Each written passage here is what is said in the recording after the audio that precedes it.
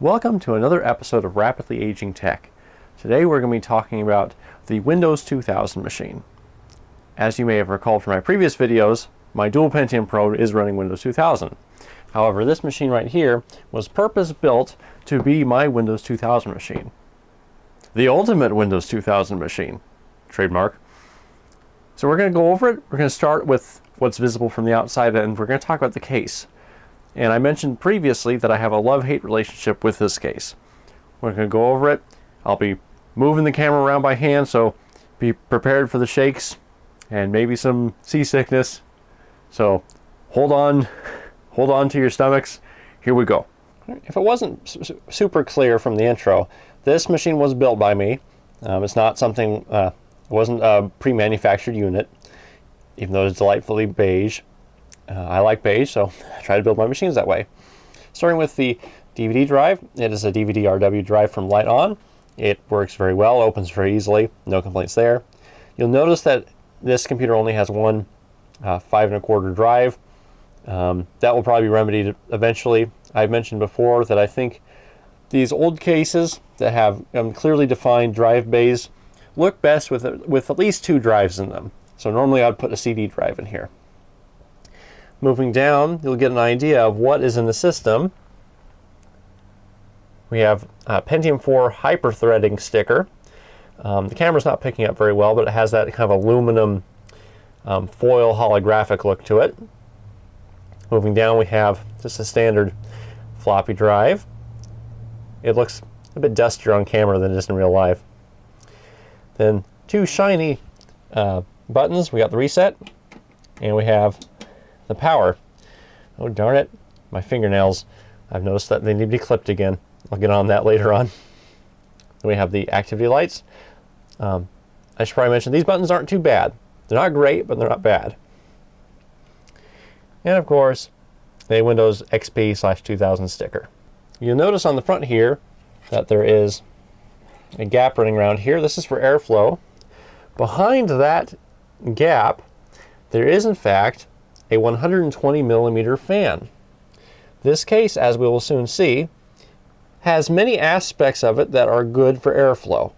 Around the side here, we have 2 USB ports, 2.0, microphone and headphone, which are not hooked up because we're using a sound card, because sound cards don't have front panel headers on them by default for some reason.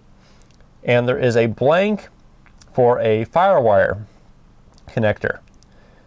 I've run into a few cases that have FireWire blanks, but they're never populated. I'm not sure why. Looking at the side, we get just a couple stickers. So we're getting an idea that there's an ASUS motherboard in there, and that it uses a Seasonic power supply. Nothing fancy there. Looking over to the side, we see more airflow aspects here. This upper, more rounded slot can have either a 120 millimeter fan or an 80 millimeter. As you can see, it has an 80 millimeter fan in it. I'll go into that, the reasoning, once we crack it open. And on the bottom, so blowing into where the expansion cards go and feeding the graphics card, is a 120 millimeter fan. This spot can also use a 180. Sorry, not 180, just 80. Here we have the back of the Seasonic power supply. I don't remember if this is a 660 watt platinum or if this is a 500 watt gold of some kind. We'll get to it. But we're about to see where the designers of this case failed to fully understand airflow in a meaningful way. So we have decent intake from the front, especially for a case of this era. We have intake on the side, which people have argued will disrupt the airflow, but will certainly spot cool the things that those are aiming at. But what about exhaust? Exhaust is important. Look at that. That's for dual 80 millimeter fans, and this is gosh darn constrictive. I will reveal that there are 2 Noctua 80 millimeter fans which have good static pressure. The airflow out the back is significantly reduced just because of how small these holes are. Just take a look at that. Look at that. Yeah, there's quite a difference. Looking at the I/O shield, we have PS2 ports. We have VGA and HDMI. So this is an interesting board. We have 4 USB. That's a lot of USB right there. We have what looks like digital video out. I had to look at it because it looks like a composite video connector, so it's digital audio. We have a FireWire 400 port, 2 more USB and Ethernet, and that is a gigabit Ethernet. Then we have the built-in audio ports. Down in the expansion card area, we have 2 serial ports, a 2 DVI and S-video out, so graphics card's vent. The back of the sound card, which actually is one of the few this kind that seem to have the color coding stickers attached, which I'm not sure why Sound Blaster moved to having a FireWire out once the game port died off. I don't know if joysticks moved to FireWire. I figured they'd mainly be USB, but a lot of Sound Blasters from this time period seem to have FireWire. And then a parallel port. I mentioned that there was a reason that the top intake on the side panel was 80 millimeter as opposed to 120. So I got my fingernails knocked down again. It's because of this. And in fact, this is only part of a tube system that is supposed to make the fan blow straight onto the processor. This is one of those design elements from Intel's TAC designation, thermally advantaged case, that called for a tube to be placed over the cooler and lead out the side of the case to fresh air. And in some situations, an additional fan could be attached to blow air straight onto the CPU cooler. This case had that. And in fact, it had I'm going to prop it up with my hand here, a flared attachment that actually went out a bit deeper.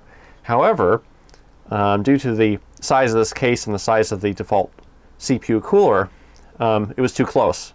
So I had to just leave this. But this blows pretty closely to being right on top of the cooling fan. And they're connected with cables. All the fans in this case are Noctua. So here we have the front intake fan and the floppy drive up there. Here we have my patented, world's finest cable management, though you'll see with what I'm working with why it's initially so messy. So if we look at this case as a quick overview, you'll notice that it is actually a decent amount smaller than a standard ATX case. It is full ATX, but it's just a bit cramped. There's a bit of overlap between the edge of the motherboard and the drive slots. So it makes this case a bit difficult to work in. So let's start with the CPU cooler.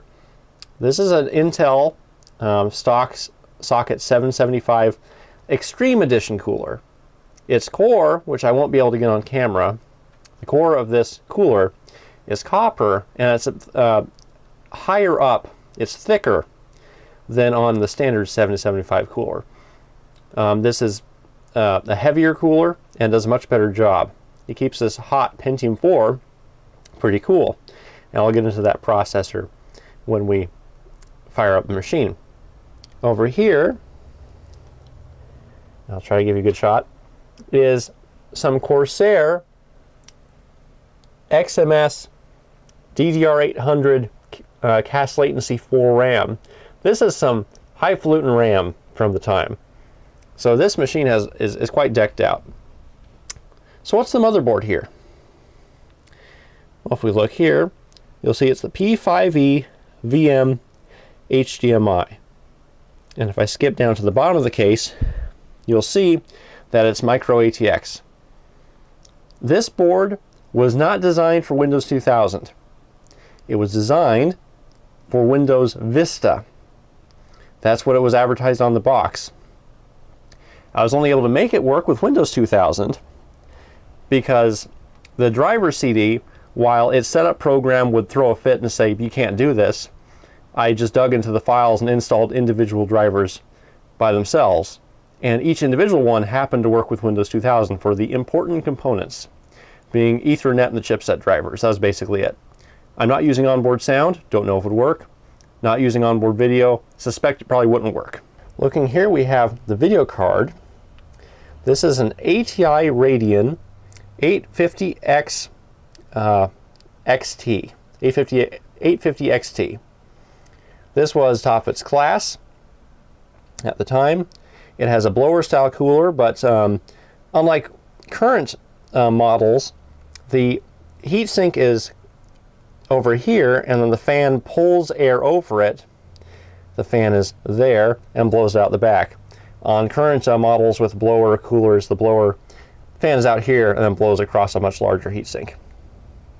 Up top, we have the serial board, and it has a daughter parallel board on the bottom in order to give some of that functionality back.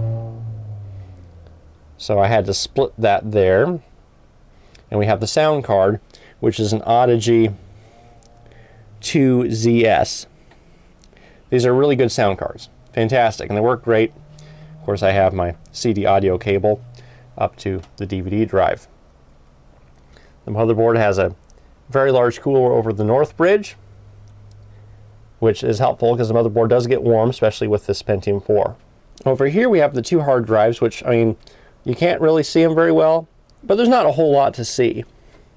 But I'll tell you what they are, and that's what makes them interesting. This top one, which is natively SATA, is the original Raptor, Western Digital Raptor. 37 gigabytes, 10,000 RPM. It's a pretty good hard drive. I can't really complain about it. And Windows 2000 is so lightweight that it has plenty of room left on it. This lower drive is a Western Digital Caviar SE, 250 gigabyte. It is IDE, but I have an IDE to SATA adapter. This was the main drive in my main rig, my Windows XP machine, which was turned into a Windows 98 machine. Right there, the one that we did the video on, for years. It came with it when I bought it as a secondary drive. The main drive was a Hitachi DeskStar 80 gigabyte that died before I got it. And that drive ran for years. Now it is the main storage drive on this machine, holding all its games. So time for the overview question, along with the power supply, which is a 520 watt Seasonic Gold. Why did I use this motherboard for this machine, for this Windows 2000 machine? Well, it comes down to a couple of logical problems in my head. Windows 2000, I always associated with business, and that is reasonable. It was the business version of the operating system, with ME being the consumer version. And there were a couple local businesses in town, one medical clinic in particular I think of, where their computers were Windows 2000. Fine. I also associated the Pentium 4 with business. And that's just because of how prolific Pentium 4 machines were in businesses and schools. Therefore, I concluded, any motherboard which had a Pentium 4 would somehow also support Windows 2000. Well, that is wrong. But I was able to make it work. It was just a bit of a stretch in this case. Luckily, this board worked. And this board was purchased as a mistake. The seller had this board pictured, but another similar board named, and it looked like a stock photo. I was trying to find a board compatible with my Intel Extreme Edition 965, which is a Pentium 4 based, it's a Pentium D that's hyper-threaded, and it's unlocked. It's a very fancy chip, and only a few motherboards could handle it. This one can't. The name that was on the listing could, so this became a secondary board. So let's fire her up, see what we can do with it. I forgot to mention that my prime source of hate of this case, remember I said it's a love-hate relationship. It's flimsy, sure. Fit and finish, not very great. It's a Chinese-made cheap case. All right, doesn't bother me. I think it looks nice for what it is, and it's, you know, a good beige case. This part here, this is the frustration. All the PCI, well, all the expansion cards are held in with this one bracket, which in and of itself isn't the problem. The problem is it has these teeth that come down to secure things in place. Now, if you're using an old single slot card, for the most part, you don't have too many problems. However, when you're using dual slot things or any cards that are hefty enough to need a support near the top of their connection point, they can't work in this case. These ones just barely work. This graphics card and this sound card, they seem to fit. But you get a modern dual slot card in this type of case, you can't fit it. This clamp won't go down. Let's look at this side of it. See, it's just this one big curled piece of metal with two screws. So I got a screw here and a screw there. And it fits into its spot with these little tabs that fit into a little notch. Right there and right there. Frustrating. My XP machine uses this same case. And I tried to use some beefy graphics cards with it because it is running a solid Core 2 era chip, and you had to be super selective. And ordering things online, you can't always get a good view of the card. So I had to play it safe. In this case, it worked. So keep that in mind. This case was originally available on Amazon from, I think, Cable Matters or something like that. It has since sold out. I bought one of the last two of them, the last couple of them. They may come back eventually, or you may find it somewhere else, but for the most part, it seems to be gone. All right, let's fire up and see what happens. This is using the Intel G35 chipset, socket 775. So hopefully we'll get her to boot.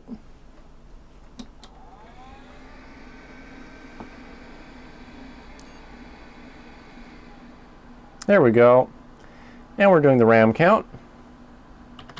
Let's take a peek in the BIOS.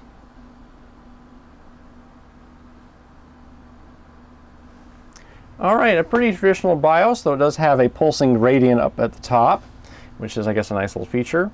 I am very much used to ASUS's BIOS implementation like this. It's on my original machine, and it just works. It works quite well. Time seems to be right. So we have all the drives. Let's look at system information. All right, as you can see, we're running an Intel Pentium 4 at 3.8 gigahertz. We are using the Intel Pentium 4 670, the fastest clocked Pentium 4 ever produced. The closest competitor would be the Extreme Edition Pentium 4 that was clocked at 3.73 gigahertz, but had a faster front side bus. This one runs on an 800 megahertz front side bus. That one ran on a 1066.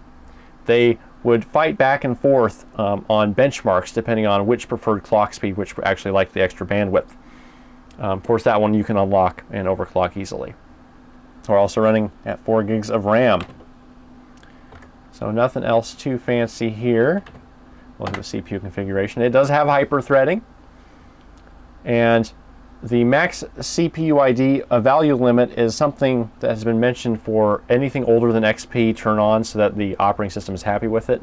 2000 is fine with it. So yeah, front side bus 800 megahertz, L1 cache 16 kilobyte, L2 cache 248 kilobyte. This is if I remember right, a Cedar Mill chip, which is essentially Prescott 2M. It's Prescott 2 megabyte level 2 cache on 65 nanometer technology as opposed to a 90 nanometer.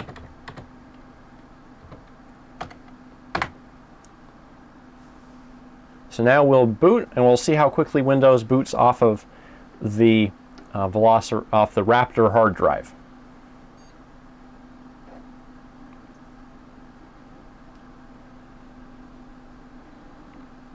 As you can see, that shot over just lightning, faster than the dual Pentium Pro.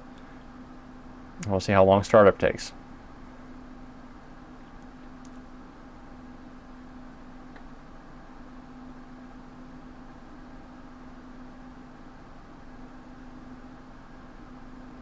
Windows 2000, one of the complaints against it was that it was one of the longer operating systems. It took a little longer to boot up. Some people would then counter that Windows XP, while it got you to the desktop quicker, was still loading things, so it was sort of a false victory. Overall, Windows 2000, I can't really complain. And keep in mind that the original Raptor, well, it is 10,000 RPM, was a SATA 1 SATA 1 hard drive. So it wasn't as fast as the later models, but still pretty dang quick for its time. All right, I'll log in.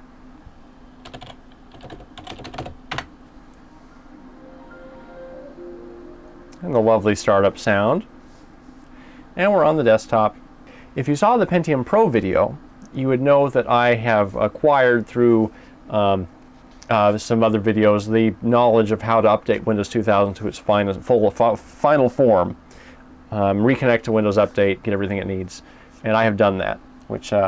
So I have the compatibility updates and the compatibility layer so that I am running a current version of Firefox. All right, we can see that I dubbed this computer because of the... I have a sympathy for Windows 2000. I think of it as being sort of a regal operating system. It's an old, outdated thing that was overtaken by something very similar. XP and 2000 share a lot. Anyway, I named this computer IMS Imperator. It also has the king of Pentium 4 chips, arguably.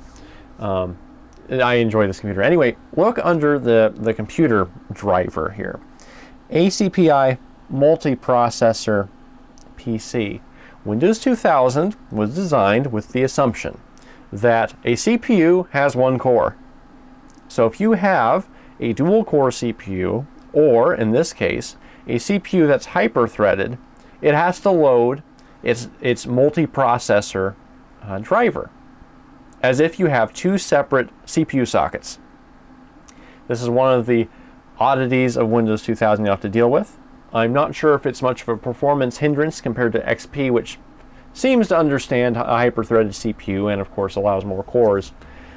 Just something to note. If you install Windows 2000 with the CPU with hyper-threading disabled, which I did just to improve compatibility in case there was a problem, once you switch to hyper-threading, you have to have it reload this driver, otherwise it will only detect one thread. All right, here we are on my channel on YouTube, on this Windows 2000 Pentium 4 machine. One more note is I fully believe that Windows 2000 cannot do more than two threads. So if you slap a quad core in a Windows 2000 machine, I believe that it should only see two CPUs, two cores. So keep that in mind. You can slap a quad core in one of these things, but it's probably not going to do much. So you're limited to dual cores. You might as well get the best dual core you can get, or in this case, a hyper-threaded single core. So now that we're on my channel, we're going to see the video capabilities of this machine. So here's my Laserdisc video. And what resolutions can we watch? Keep in mind that, I'm pausing in a second, we are not limited by bandwidth. My internet has been upgraded. Let's see. Oh. I wonder if they've detected that I'm using an old version, because it's only letting me choose up to 720p. We'll skip into the middle here. CAV allows up to 30 minutes per... We need something with a little more motion. Raininess. The lighting, I tend to like the lighting a bit better.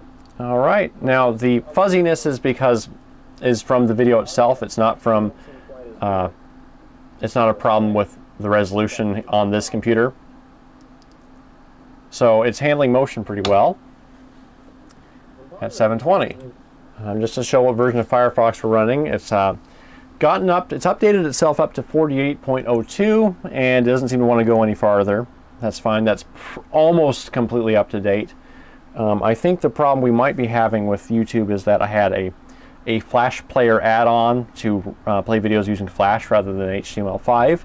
In my experience, for whatever reason, on older machines, Flash seems to do a much better job than HTML5. But old reviews I see state the opposite. So maybe we can try again with the Flash enabler disabled. All right, we're on a Linus Tech Tips video, which has more resolution options. My videos are at 1080p, 60 frames a second, but he also goes up to 4K. We're going to try 1080p and see how that works. Once again, my internet connection is capable of streaming 4K. So if there's any problems, it's going to be the machine itself. The Flash enabler has been disabled, so this is HTML5. So, you've been waiting for AMD Ryzen. Now, you've seen what it can do. You're ready to do your best impression of Philip J. Fry. So, what we notice is that there's a bit of stuttering with motion. So 1080p is probably a bit much. Well, let's have Task Manager up while we do this. You'll see it's pushing the processor to its limits. When you're looking at Task Manager, you'll notice that anytime there is motion, real motion on the screen, any video of a high bit rate, not just a still image, it's flashing up to near 100%. Lower, simpler shots drop it down. So 1080p seems to be the maximum of this Pentium 4 chip, at least in my current setup. However, if you run the network stream through VLC, CPU usage is much lower because the graphics card is being used more heavily. I did not save the video to my computer. I'm just doing the open network stream option in VLC, which you can see from Media, Open Network Stream, and you can put in a YouTube link in the current versions of VLC. Older versions, it fails to run because YouTube changed things. But you can do this too. So an older machine, to leverage your graphics card and let you watch 1080p video, this is the way to do it. Here we have the fun probe monitor system that comes on the driver disk for this motherboard. You'll see after we did that video stuff, the different video things on Firefox and VLC, and let it sit for a second, and ended up cooling down to 37 degrees Celsius on the CPU. Motherboard's running at 34. The most I've ever seen the CPU get is 55 degrees Celsius, which seems to be acceptable for when it's maxed out running 100% with what is the equivalent of a stock cooler, just a super stock cooler. Seems pretty impressive to me. So let's try a game. We have started up Medieval Total War 2, and of course it says play with NVIDIA, because don't all games just get bought out by them. We're going to be doing Medieval Total War 2. In my mind, it's a pretty intensive game. It's one of the most graphically and CPU intensive games that I owned before I got out of PC gaming for a period, because I was stuck on an Athlon XP 2500 Plus. And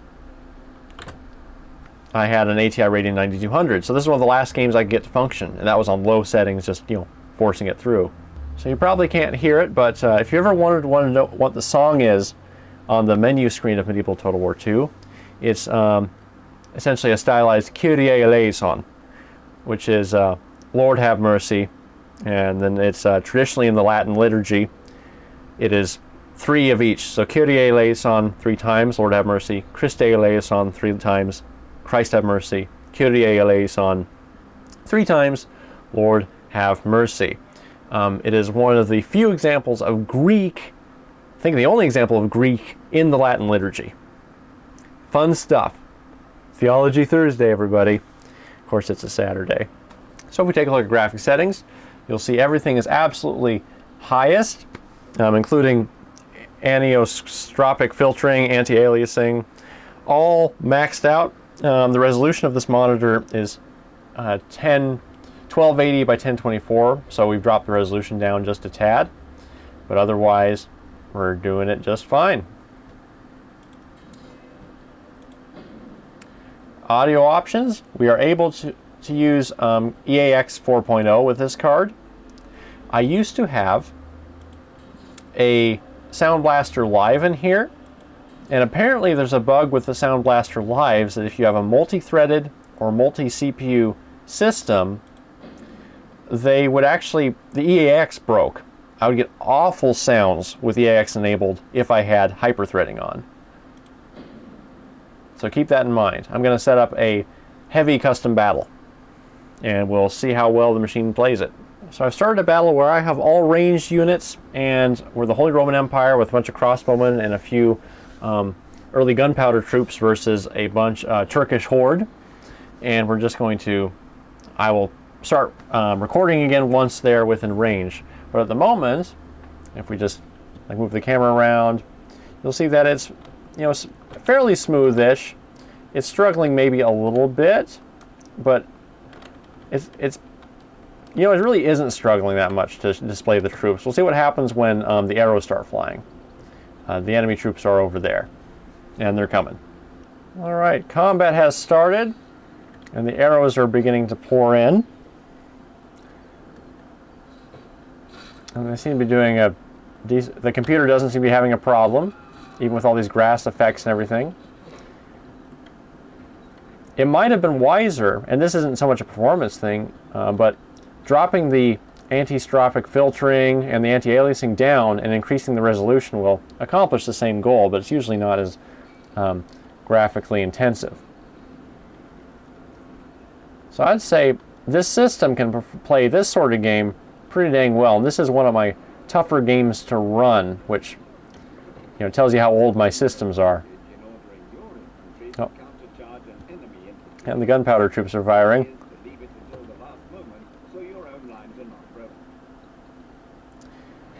But I have no close combat troops, so I'll probably end up losing. That's okay. Well, that was a quick look at the ultimate Windows 2000 machine and the fastest Pentium 4 ever produced. It's not a very in-depth look, but this is just another one of my machines that I'm able to play with. It brings me entertainment, and I just love how I am able to use the internet and can watch YouTube at least 720p on such an old CPU architecture and on such an old operating system. It's a great machine, and could you make a more powerful Windows 2000 machine? Yes. If I put in a Core 2 Duo, high clocked one in here, it would certainly scream. But to me, Windows 2000 and the Pentium 4 go together for some reason, even though XP was on the Pentium 4 more regularly. But anyway, with that, I'll leave you be. Join the Retro Machines group on Facebook. Like and subscribe to the channel. I'm always open to comments and suggestions on particular things you'd like to see. If there's something you'd like me to do with this machine, if there's a benchmark you want me to try to download and find and run, just talk to me. Anyway, I'll see you around, and I hope you have a great day.